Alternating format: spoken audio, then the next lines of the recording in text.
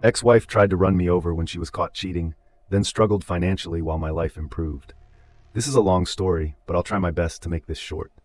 We'll have to make multiple parts, though, to get the full picture through my soon-to-be ex-wife, who we will call Y. I got married in January 2020. I was 22 years old at the time, and Y was 21. We got married in secret. Only our close friends knew at this time.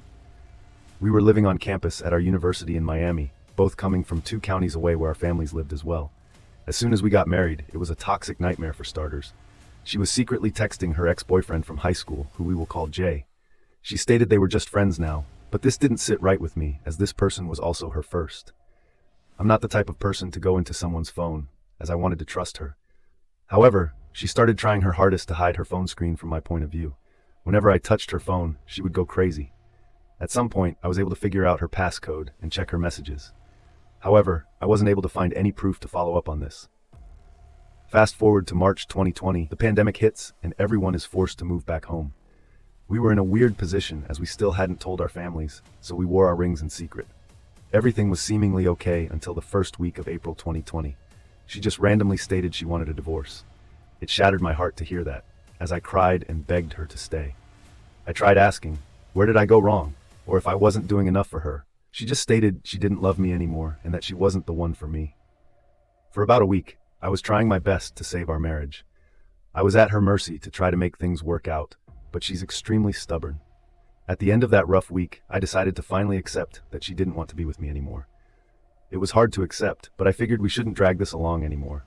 I only asked for her to return the wedding rings I gave her. However, she refused to give them back, as she stated it was a gift from her, and she was entitled to keep them, legally speaking. She may have been right. However, I didn't feel like she deserved to keep them, as we were no longer going to be together. The rings were real, and I was only on a payment plan for them for about 3 years, with only 4 months left. So far, we argued about this over the phone to the point that I hung up and cried to myself in bed. My mother asked what was going on. I confessed everything to her, and she held me in her arms and told me everything was going to be okay. The next day, we both went to Y's home, where we confronted her mother and told the truth to her as well. It became an argument between our mothers, with Y still upstairs, refusing to see me, but texting me, asking what the hell was going through my mind, getting our families involved. It was then agreed by our mothers that the rings would be given back to me, but on another day. About 2 days later, I got a call while at work from Y. She was crying, stating that her mother was kicking her out because she got married in secret. She stated she still loved me and was willing to give us another try, agreeing to cut off Jay and that we should move in together and live as a married couple. Being the idiot who was in love at the time, I rushed out of work to meet up with her. We immediately started looking into apartments in the area. I was able to get us an apartment that was fairly cheap due to the pandemic, and the move-in date was within 3 days. When I got home, I told my parents the news, and my mother was not happy about this. She explained that I was making a mistake, and that I needed to rethink all this. My father was disappointed, but stated it was my life, my choice. For the next few days, my friends helped me move things from my place, and I barely talked to my parents. Within those days, it was heartbreaking for my mother the most, and it hurt me seeing my mother upset as well. On the first day in, I felt like our marriage was finally moving in the right direction, and I was finally feeling that happiness I had felt before she told me she wanted a divorce. However, that happiness did not last long. A few weeks after moving in, we got invited out for some drinks. When we got back home, I went through her phone to find conversations between her and a different ex, who we will call E. The messages went as far back as around the time she asked for a divorce. I took the abuse and just locked myself in the room to keep her away from me. She started crying and begging me to forgive her, to the point she was on her knees and stated she would do anything to make up for it. We just began arguing and then slowly talking about this situation through the bedroom door. Eventually, we both calmed down and went to bed as it was 4 a.m. When this was happening, I didn't sleep. However, when 7 a.m. came around, she woke up with only half the memory of what happened overnight. I yelled everything back to her again, but this time she was sober enough to know what was going on. And again, she pleaded for me to stay. She cried, stating she had nowhere else to go.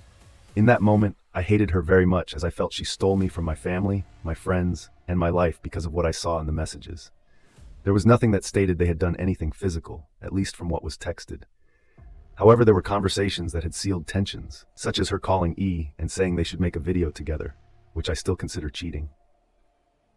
After further arguing, I told her, As long as she promised nothing happened between her and E, I better not see her talking to E ever again, or I will leave her this time. She pleaded that nothing ever happened, but during the same conversation, I asked if anything had happened between her and Jay.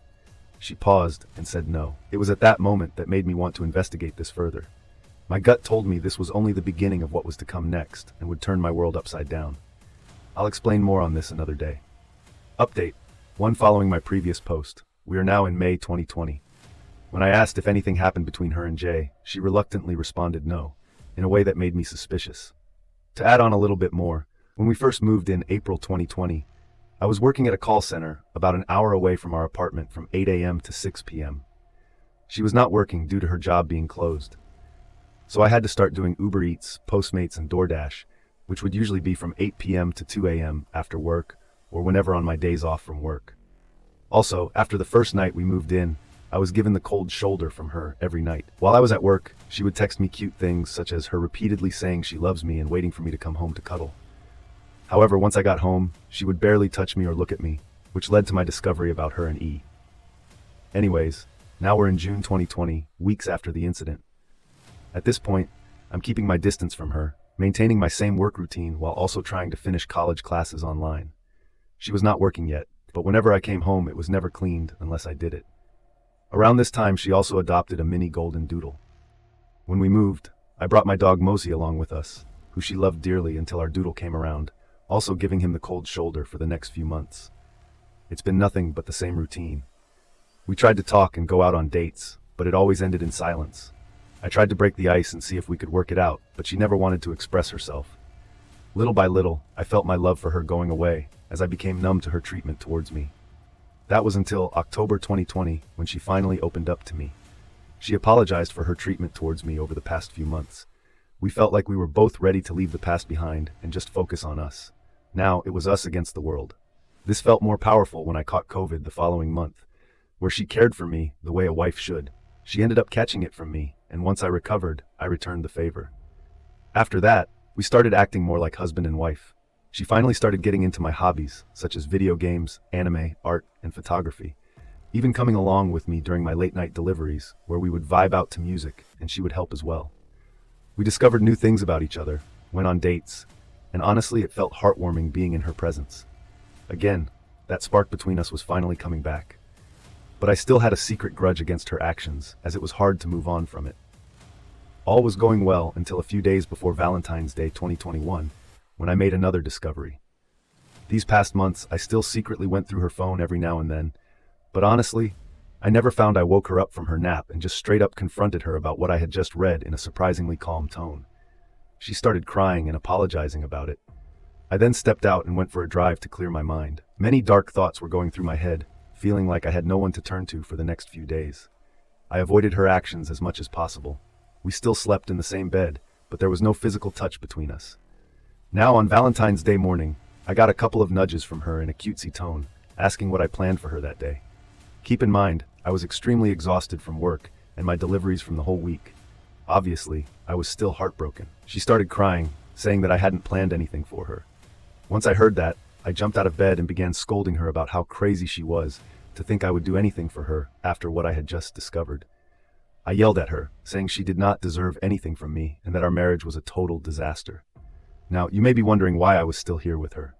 Well, at this point in my life, I honestly did not have the energy for anything. I was completely blank, a complete 180 from the person I used to be.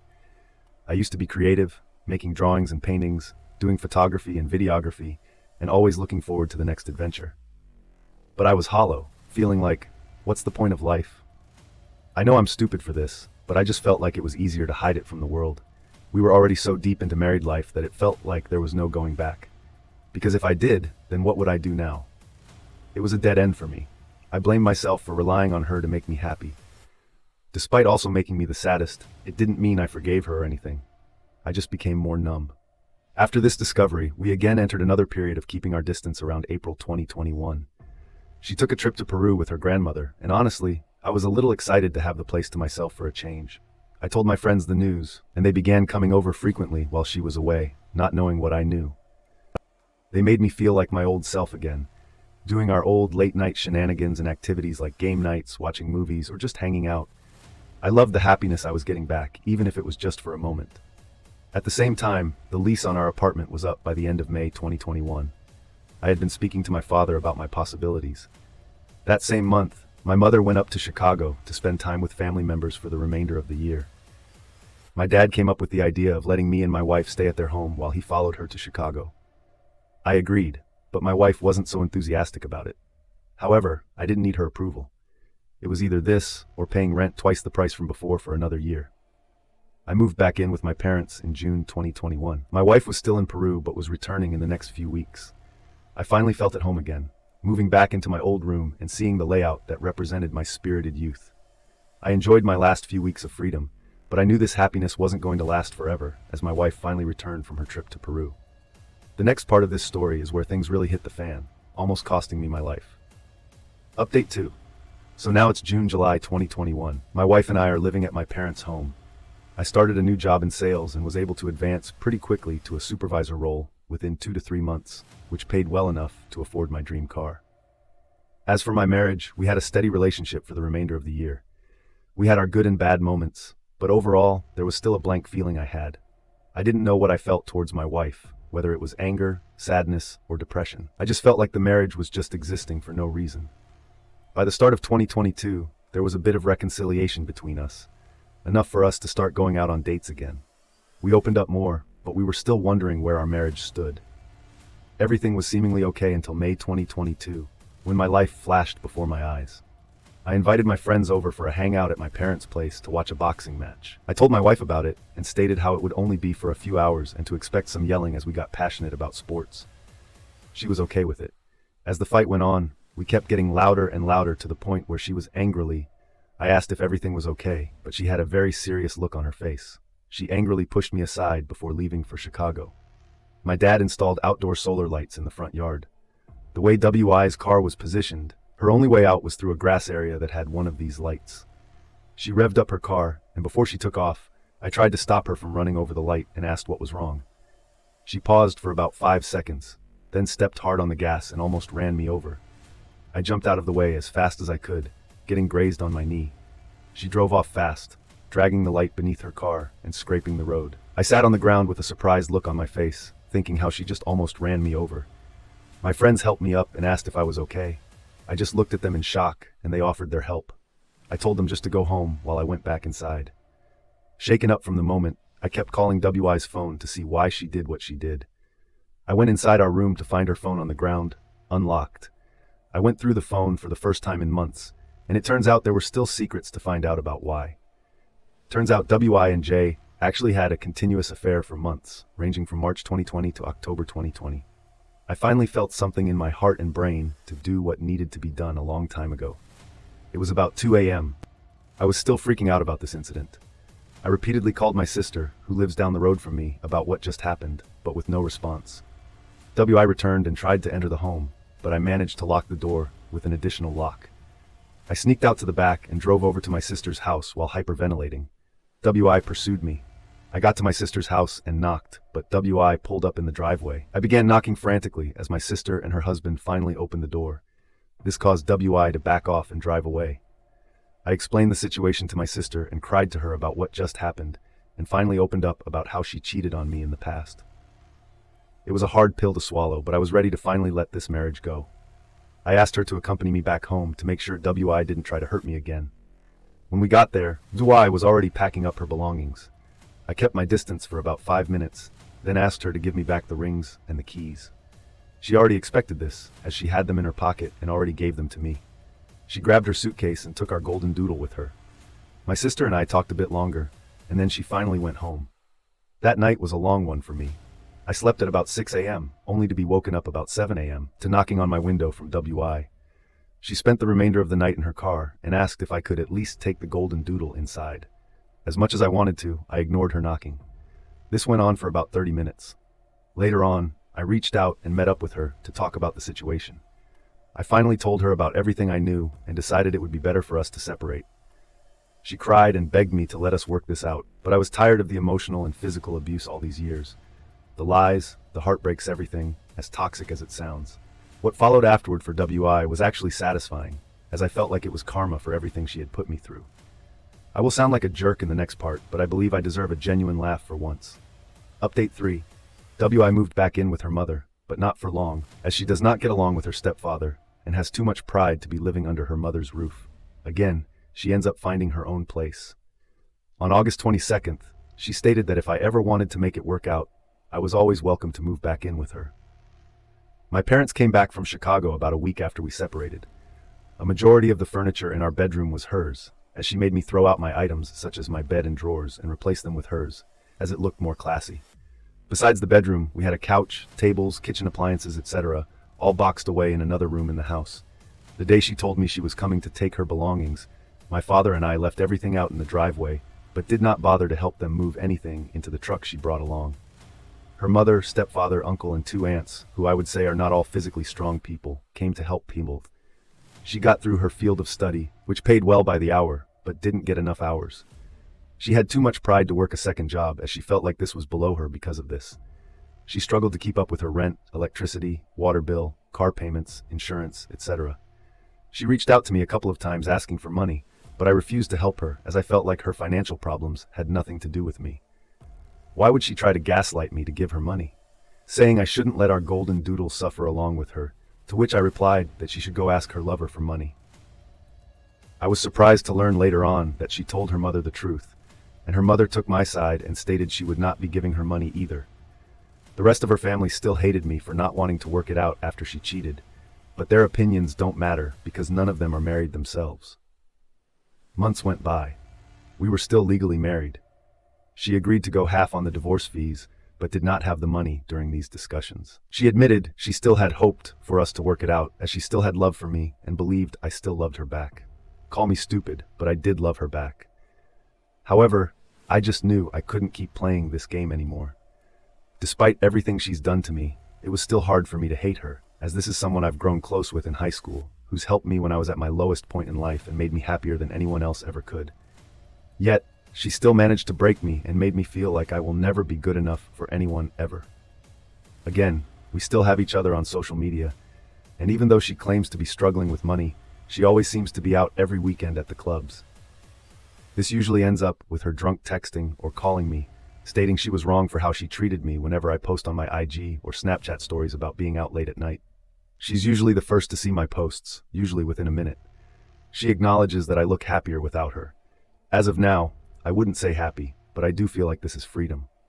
Since moving out, she's gotten into 2 car accidents just a few months apart. We're no longer on the same insurance together, but she still called me asking if I could financially help her, which I refused and told her she was on her own. Now, I still had her on my phone plan a few months after, but I decided to disconnect her line without letting her know. Once reconnected, she angrily texted me days later about how she lost her number and had to get a new phone, because her current phone was still locked with my carrier, and she couldn't call to unlock it since I was the account holder.